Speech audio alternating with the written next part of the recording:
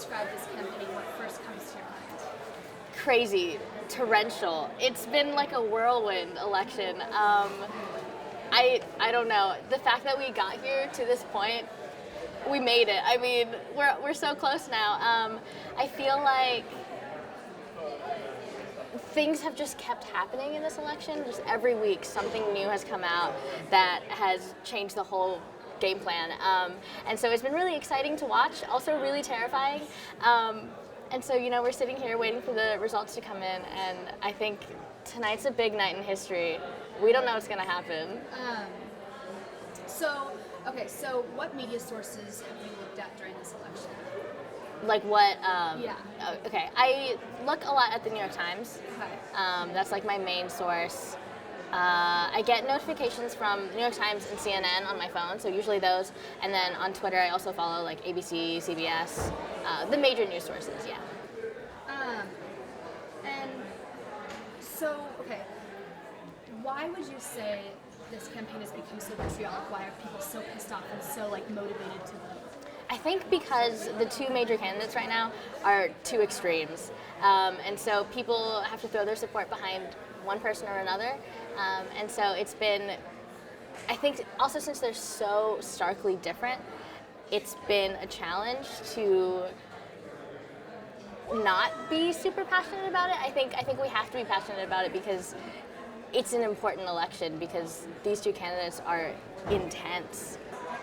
I think it's been hard for them morally, ethically, and politically to find a candidate to support. Has there been a divide between two people at all that have you seen Facebook and people gone into fights about it, or do you have family that are divided because they're one's for Trump or one's for I have a friend who has unfriended a bunch of people on Facebook for supporting the candidate that he wasn't voting for. Are you hopeful for the next 4 years?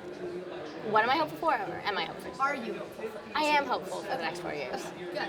And why are you? I'm a young person. I have my whole life ahead of me, and I'm excited about it. I'm excited for this country, and I'm excited to be voting in this election.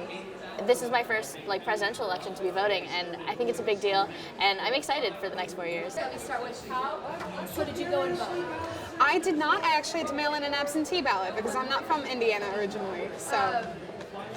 Do you have anything to say that maybe didn't? Oh my gosh.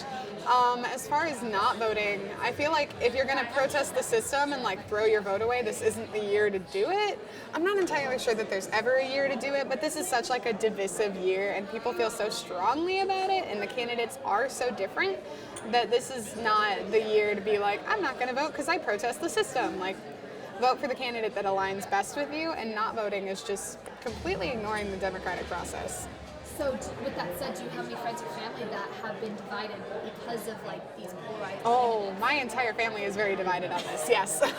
I was actually on the phone with my sister last night yelling at her about how third-party candidates statistically cannot win. So, yeah, it's pretty divisive. My mom, my younger sister are both voting third-party candidate.